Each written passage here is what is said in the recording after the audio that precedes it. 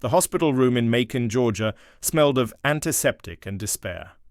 Margaret Whitmore lay on the starched white sheets, her auburn hair matted with sweat, her green eyes dulled by exhaustion.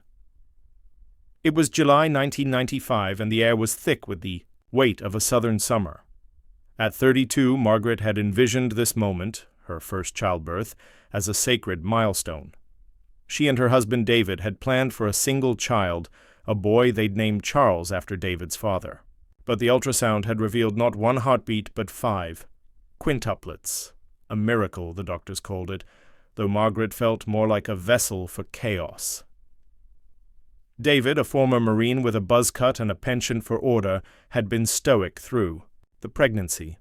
He'd built cribs, painted the nursery, and endured Margaret's mood swings with the discipline of a soldier. Their marriage was steady, if not passionate, a middle-class union rooted in shared values, faith, family, and the quiet pride of their conservative community. But as Margaret's belly swelled, so did the whispers. Neighbors raised eyebrows at the grocery store. Churchgoers offered prayers tinged with pity. 5 babies at once? It was unnatural, some said, a test from God.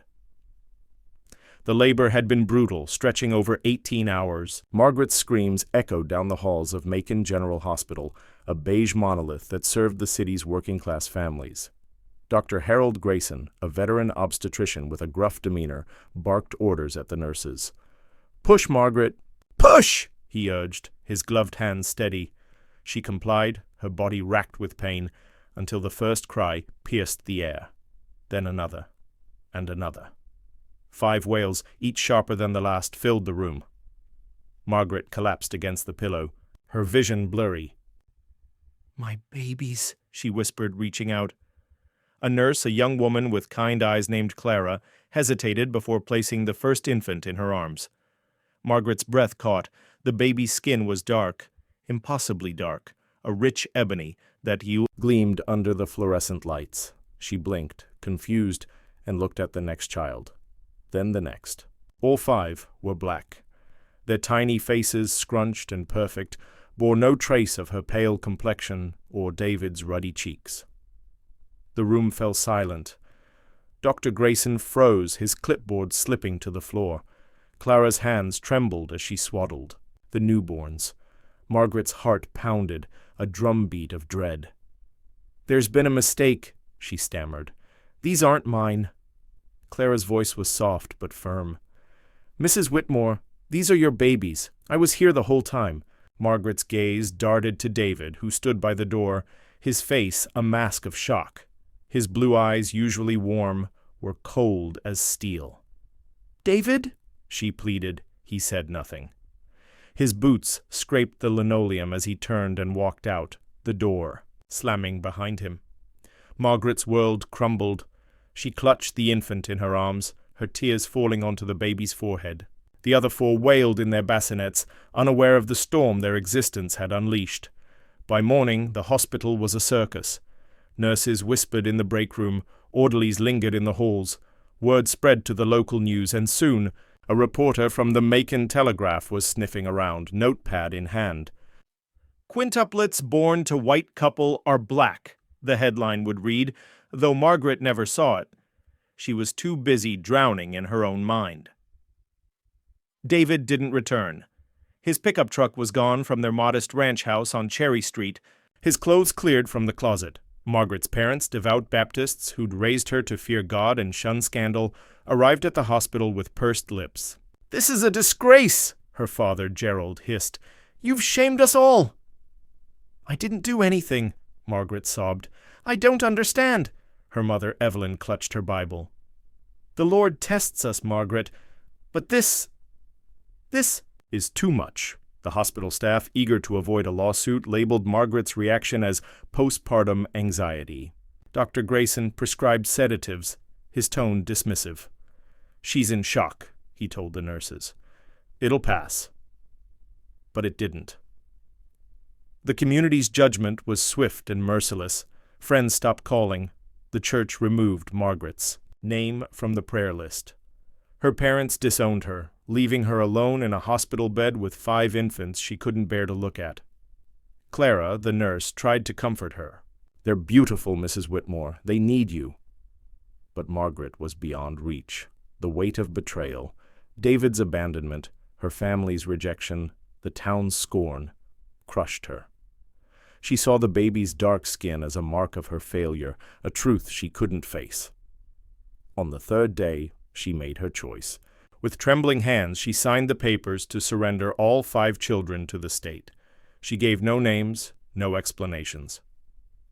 The social worker, a tired woman with graying hair, took the infants to a foster care agency in Atlanta. Margaret was discharged, her arms empty, her heart a void. She returned to an empty house. The nursery, painted blue for Charles, mocked her. She locked the door and never opened it again. The story of the Whitmore quintuplets was a fleeting sensation. For a week, Macon buzzed with gossip.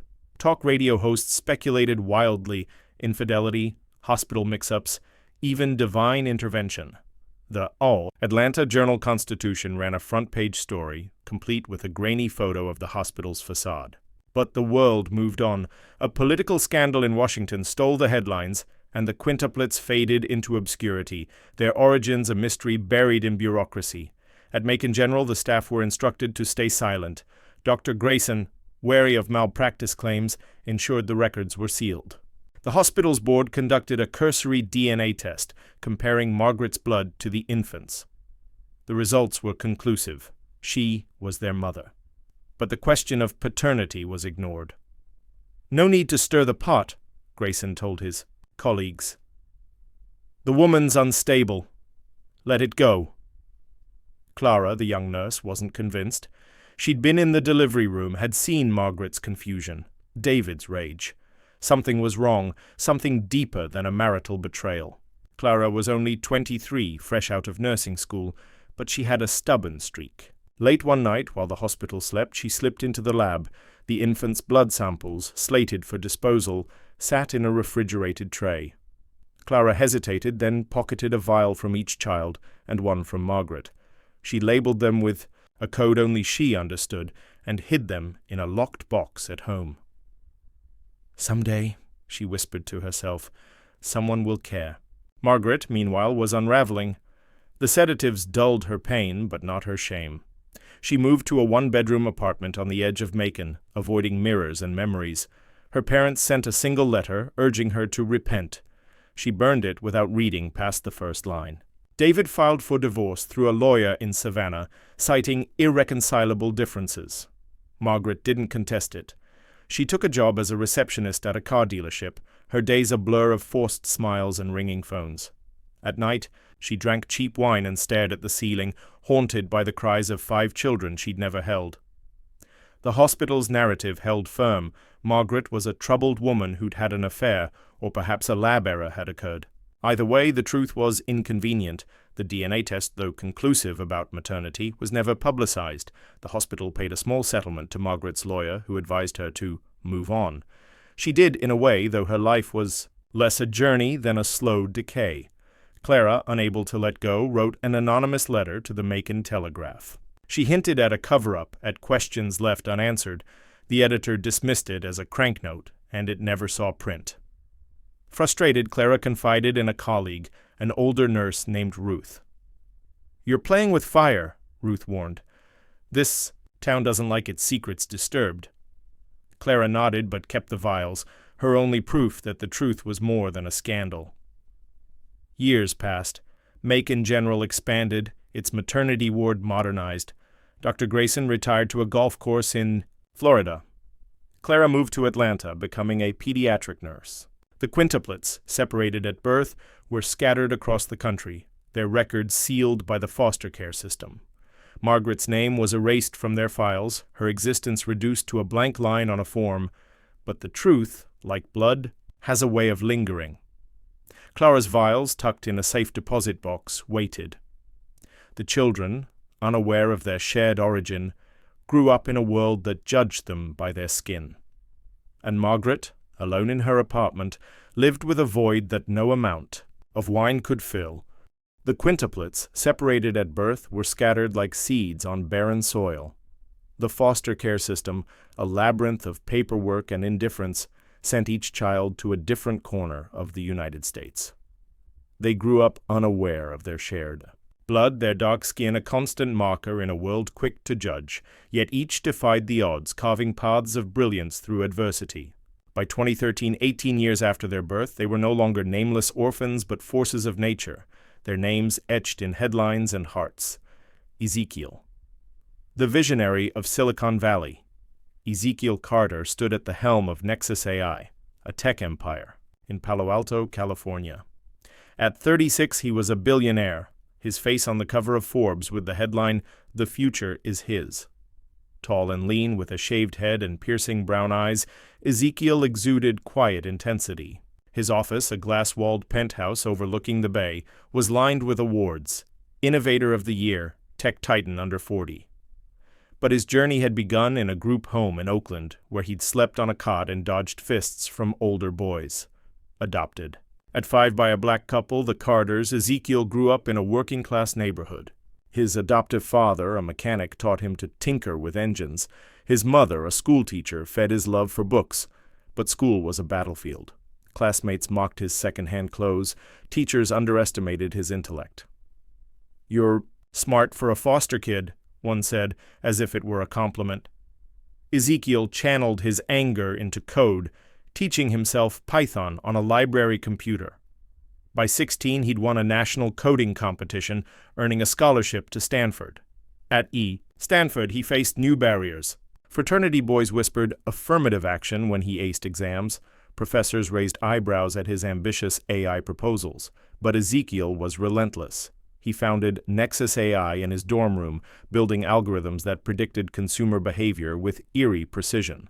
By 2013, Nexus was valued at $10 billion, its tech powering everything from self-driving cars to medical diagnostics. Yet Ezekiel felt a void, a question about his origins that no algorithm could answer. He'd hired private investigators to trace his birth records, but the trail ended at a sealed file in Atlanta. Malik, the king of Miami in Miami, Malik Jackson ruled the skyline. His real estate empire, Jackson Properties, owned half of South Beach, glittering condos, boutique hotels, and nightlife hubs that pulsed with wealth. At 36, Malik was a charismatic giant, 6'4" with a boxer's build and a megawatt smile. Paparazzi loved him. Tabloids called him the Black Midas. But his empire was built on scars. Malik's earliest memory was a foster home in Chicago, where a cruel couple locked him in a closet for disobedience. At 7, he was adopted by a wealthy white couple in Miami, the Jacksons, who saw him, as a status symbol, a rescued black child to parade at charity galas. They gave him private schools and designer clothes, but no warmth. "You're lucky to be here," his adoptive mother would say, her tone implying he owed them his soul. Malik learned early to charm his way through pain.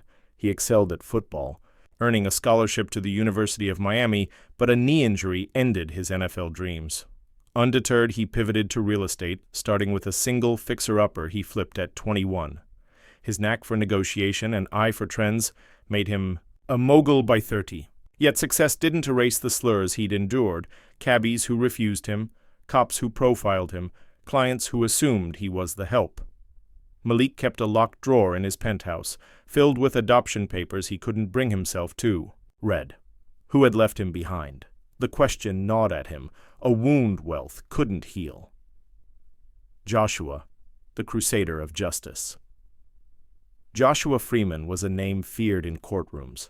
A human rights lawyer based in New York City, he'd toppled giants, corporations, police departments, even government agencies, with his relentless pursuit of justice. At 36, Joshua was wiry and intense, his close-cropped hair flecked with premature gray. His brownstone in Harlem was a shrine to his causes, walls lined with photos of civil rights marches, shelves heavy with law books. Joshua's childhood was a gauntlet. Shuttled through foster homes in Detroit, he endured abuse and neglect. At 10, a black pastor and his wife adopted him, giving him stability and faith. But school was a war zone. Teachers labeled him troubled. Classmates taunted him for his dark skin. Joshua found refuge in debate club, where his sharp mind and fiery oratory shone.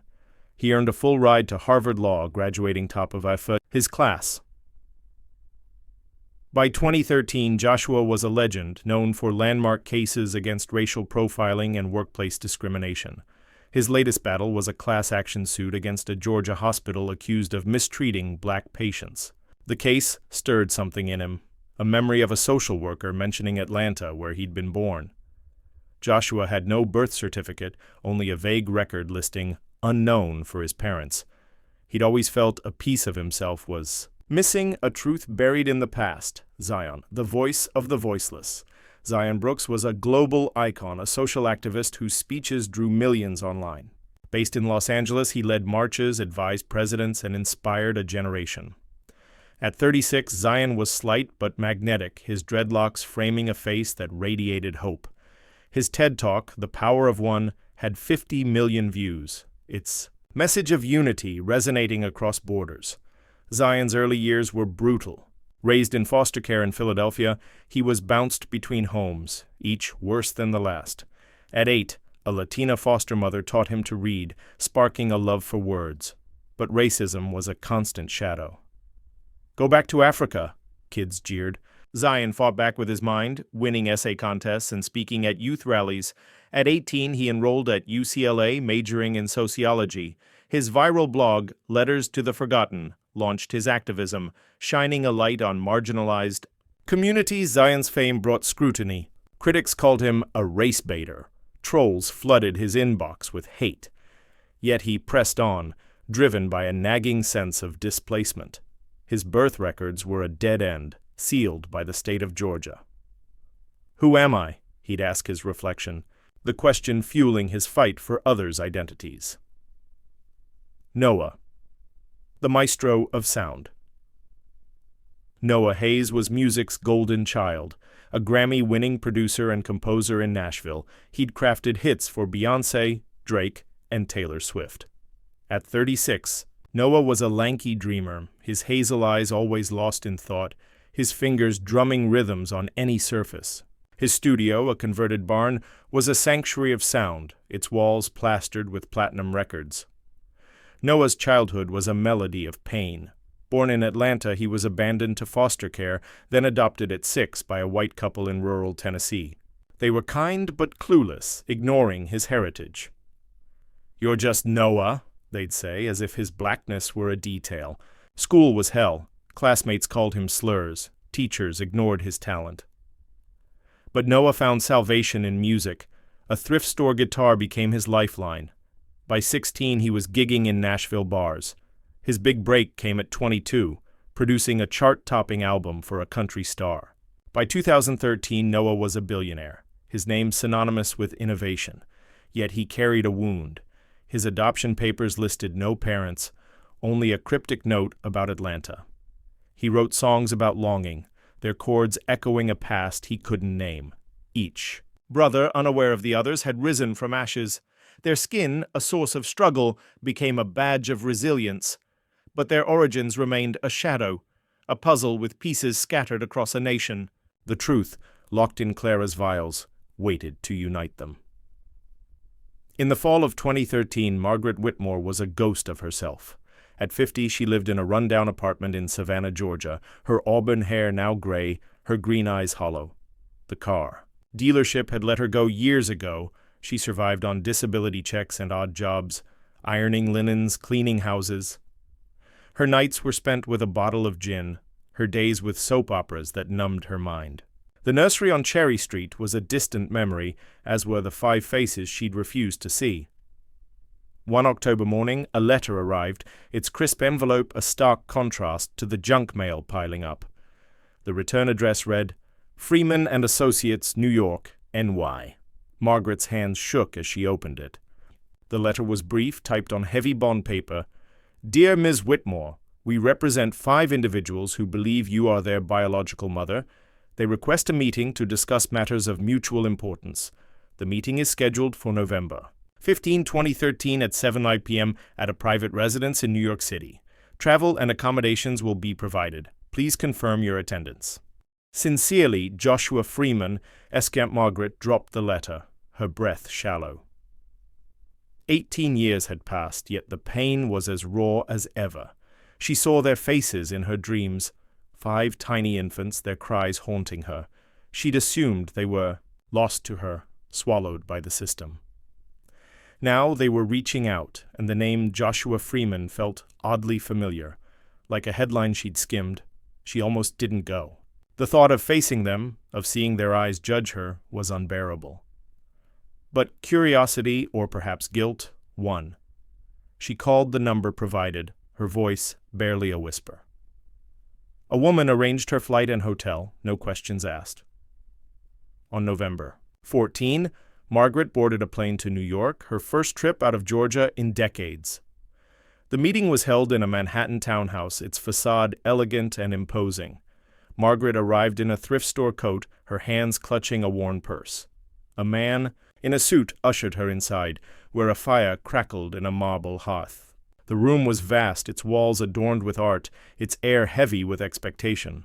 5 men stood waiting, their faces a spectrum of emotions, curiosity, anger, hope. Margaret froze. They were tall, striking, their dark skin glowing under the chandeliers. Light, but their features, high cheekbones, almond eyes, echoed hers in ways she couldn't deny. She recognized them from the news, from magazine covers, from TV. Ezekiel Carter, the tech mogul, Malik Jackson, the real estate tycoon, Joshua Freeman, the lawyer who'd sent the letter, Zion Brooks, the activist whose speeches she'd heard on the radio. Noah Hayes, the musician whose songs played in every diner. Ms. Whitmore, Joshua said, his voice steady but laced with steel. Thank you for coming. Margaret's knees buckled. She sank into a chair, her voice gone. The men sat across from her, their gazes piercing. Ezekiel leaned forward, his hands clasped. We've done the tests, he said. You're our mother. The word mother hit like a blade. Margaret's eyes filled with tears. I didn't know, she stammered. I didn't understand. Malik's jaw tightened. You left us. You didn't even give us names. Zion's voice was softer, but no less piercing. We grew up without you, without anyone. Do you know what that does to a child? Noah, silent until now, spoke, his voice low. We're not here to accuse you. We want answers. Who's our father? What happened? Margaret's mind reeled. She saw the hospital room, David's retreating back, the babies she'd rejected. I don't know, she whispered. They told me it was impossible. They said I was crazy. Joshua slid a folder across the table. We have evidence, he said. DNA from all of us, matched to you. But the paternal line, it's complicated. We need your help to uncover the truth. Margaret's hands trembled as she opened the folder. Inside were lab reports, legal documents, and a grainy photo of a nurse. Clara, now older, her kind eyes unmistakable. She kept samples, Joshua explained. She's the reason we found you. The room spun. Margaret felt the weight of 18 years, her shame, her loss, their pain. The brothers watched her, waiting for a response.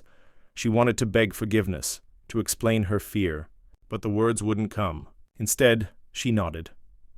I'll help, she said, her voice breaking. Whatever it takes. The Manhattan townhouse was silent, save for the crackle of the fireplace. Margaret Whitmore sat hunched in her chair, the folder of DNA reports trembling. In her hands, the 5 men, her sons, though the word felt foreign, watched her with a mix of expectation and restraint. Ezekiel's analytical gaze, Malik's guarded intensity, Joshua's legal precision, Zion's quiet empathy, and Noah's restless energy filled the room like a storm waiting to break. It was November 15, 2013, and the truth, buried for 18 years, was clawing its way to the surface. Joshua, the lawyer, took charge. He stood, his wiry frame taut, and opened a laptop. A projector cast a sterile glow on the wall, displaying a DNA analysis chart. This is what we know, he began, his voice steady. The maternal line is conclusive. Margaret Whitmore is our biological mother. But the paternal line, He paused, glancing at his brothers. "It's not David Whitmore." Margaret's breath hitched. "David?" she whispered. "But he was my husband. There was no one else." Ezekiel leaned forward, his tech mogul's mind already dissecting the data. The paternal DNA points to a single individual of African descent. The markers suggest West African ancestry, likely Nigerian. We cross-referenced public databases, no match. This man isn't in the system. Malik's voice was low, edged, with anger. "So who is he? And how did this happen?" Margaret's mind raced back to 1995, to the hospital room in Macon, Georgia. The pain of labor, the blur of sedatives, Dr. Grayson's gruff commands. She'd been unconscious for parts of the delivery, hadn't she? The memory was fragmented, like a shattered mirror. "I don't know," she said, her voice breaking. "I don't remember anything wrong." Zion, the activist, spoke softly. "Ms. Whitmore, we're not blaming you, but something happened in that hospital, something they covered up." Noah, the musician, tapped his fingers on the armrest, his hazel eyes distant. "Clara, the nurse who kept the samples, she's our key. She's agreed to testify." Margaret's gaze fell to the photo in the folder. Clara, now in her early 40s, her kind eyes unchanged. "She was there," Margaret murmured. "She tried to help me," Joshua nodded. "Clara contacted me 6 months ago. She'd been tracking our careers, saw our names in the news. She kept those vials, your blood, our blood, for 18 years. She knew the hospital was hiding something." He clicked to a new slide, a scanned document from 1995. "This is an internal memo from Macon General, signed by Dr. Harold Grayson. It orders the destruction of all delivery room records from July 12, 1995. Your delivery date." Margaret's stomach churned. "Why would they do that?" "Because they knew," Ezekiel said, his voice cold. "They knew something illegal happened, and they buried it to protect the hospital." Joshua's next words landed like a grenade. "Clara's samples allowed us to run advanced tests. The paternal DNA matches a profile in a sealed criminal database. The father was a man named Samuel Okoye, a Nigerian immigrant and orderly at Macon General in 1995. He was arrested that year for assault, but the charges were dropped. He died in 2001. Margaret's hands flew to her mouth. "An orderly? I never met him." Zion reached out, his hand hovering near hers but not touching. "You wouldn't have. Clara's theory, based on what she saw, is that you were assaulted while sedated during labor. Okoye had access to the delivery room. The hospital covered it up to avoid a scandal." The room spun. Margaret's vision blurred with tears. "Assaulted? While she was helpless? Giving birth?" The betrayal was monstrous, a violation that rewrote her past. "No," she sobbed. "They wouldn't. They couldn't." Malik stood, his fists clenched. "They did. And they let you think it was your fault. They let us grow up without you." Noah's voice was a whisper. "We were born from a crime." "But we're not defined by it." Joshua closed the laptop. "We're taking this to court. Not against you, Ms. Whitmore, but against Macon General and the staff involved.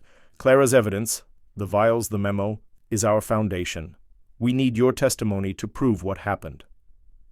Margaret's chest tightened. "Testify? Face the world. The cameras? The judgment?" She'd spent 18 years hiding from that day. But she looked at the men before her, Ezekiel's resolve, Malik's pain, Joshua's determination, Zion's compassion, Noah's quiet strength, and saw what she'd lost. They were her children, and she'd abandoned them out of fear. This was her chance, perhaps her only one, to make it right.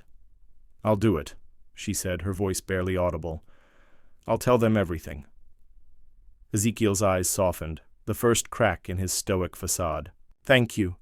The brothers exchanged glances, a silent agreement. They would fight, not just for justice, but for the truth that bound them. Margaret, still reeling, felt a flicker of something she hadn't known in years. Purpose. The plan took shape over weeks. Joshua assembled a legal team including top civil rights attorneys from New York and Atlanta. Ezekiel funded the effort, his wealth ensuring no expense was spared. Malik used his Miami connections to secure media coverage, framing the case as a national reckoning. Zion mobilized activists, turning the lawsuit into a cause for systemic reform in healthcare. Noah, less public but no less vital, worked behind the scenes, using his Nashville network to gather support from influential figures. Clara, now a pediatric nurse in Atlanta, became their linchpin. She met the brothers in a law office in Midtown, her locked box of vials on the table. "I knew this day would come," she said, her voice steady. "I saw what they did to your mother. They gaslit her, silenced her. I couldn't let it go." Joshua's team filed the lawsuit in federal court. In Atlanta, Carter et al. V. Macon General Hospital. The complaint alleged medical malpractice, sexual assault, evidence tampering, and civil rights violations. The defendants included Dr. Harold Grayson, now retired, and several hospital administrators from 1995.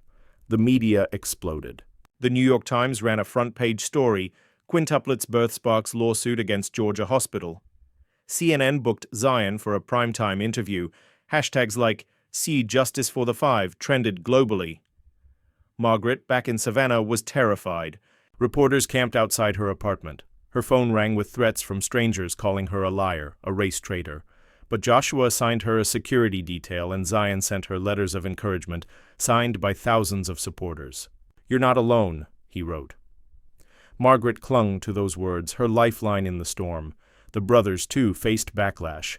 Ezekiel's company saw a dip in stock prices as trolls accused him of playing the race card. Malik's properties were vandalized. Joshua received death threats. Zion's rallies were disrupted by hecklers. Noah's music was boycotted by some radio stations. But they stood united, their bond forged not just by blood, but by purpose. They met weekly, sometimes in person, sometimes via video calls, sharing stories of their lives. They discovered shared traits: a love for jazz, a habit of cracking knuckles, a recurring dream of a woman's voice. Margaret, they realized, was part of them, whether they called her mother or not. As the trial date approached, Joshua uncovered a bombshell. A retired nurse, Ruth, who'd worked with Clara in 1995, came forward.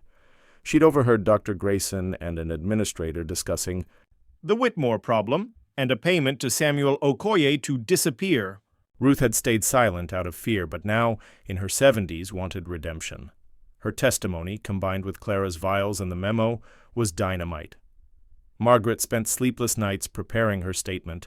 She wrote and rewrote her words. A confession and a plea. She wasn't just a victim, she realized. She was a mother who'd failed her children. The truth wouldn't erase that, but it might set them free. The trial began in Atlanta's federal courthouse on March 10, 2014, a sleek glass building that gleamed under the Georgia sun. The courtroom was packed, reporters, activists, curious, locals. The judge, a stern black woman named Evelyn Carter, no relation to Ezekiel, commanded silence. The plaintiffs, Ezekiel, Malik, Joshua, Zion, Noah, and Margaret, sat at the front, their faces a study in resolve. The defendants, led by Dr. Grayson, now 70 and frail, avoided their gaze. Joshua's opening statement was electric. "This case," he declared, "is about a crime hidden in plain sight. A woman was violated. 5 children were abandoned. A hospital chose profit over truth. We're here to hold them accountable." The defense, a team of high-priced lawyers, argued that the claims were speculative, the evidence old, and Margaret unreliable. "Mrs. Whitmore was in distress," their lead attorney said. "Her memory is flawed. This is a tragedy, not a conspiracy." Clara took the stand first. She described the delivery room, Margaret's confusion, the hospital's rush to silence. She presented the vials, now verified by independent labs. The courtroom gasped as she recounted hiding them, her voice trembling but clear. "I was 23, she said. "I didn't have power, but I had a conscience." Ruth, the retired nurse, followed. Her testimony was brief but devastating. Dr. Grayson said, "We can't let this ruin us," she recalled. "They paid Okoye to leave town. I heard it myself." Margaret's testimony was the heart of the trial. She walked to the stand, her thrift store dress neat but worn, her gray hair pulled back. The room fell silent as she spoke. "I was 32, she began. "I loved my husband. I wanted my babies. But when I saw them, their skin, I didn't understand. The hospital told me I was crazy. My family turned away. I was alone, and I was afraid." Her voice broke. "I left my children because I believed I was a failure. I'm sorry. I'll never stop being sorry." The brothers, seated behind her, were stone-faced, but their eyes glistened. Zion reached for Noah's hand. Malik stared at the floor. Ezekiel's jaw clenched. Joshua watched the jury, gauging their reaction. Dr. Grayson's testimony was a disaster.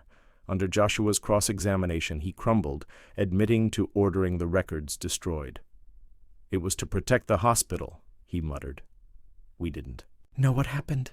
"Liar," Malik whispered, loud enough for the jury to hear. The trial lasted 3 weeks. Expert witnesses confirmed the DNA evidence. Former hospital staff corroborated the cover-up.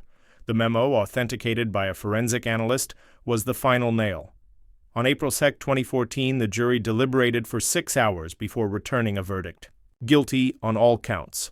Macon General was ordered to pay $500 million in damages to the plaintiffs, with additional penalties for the administrators.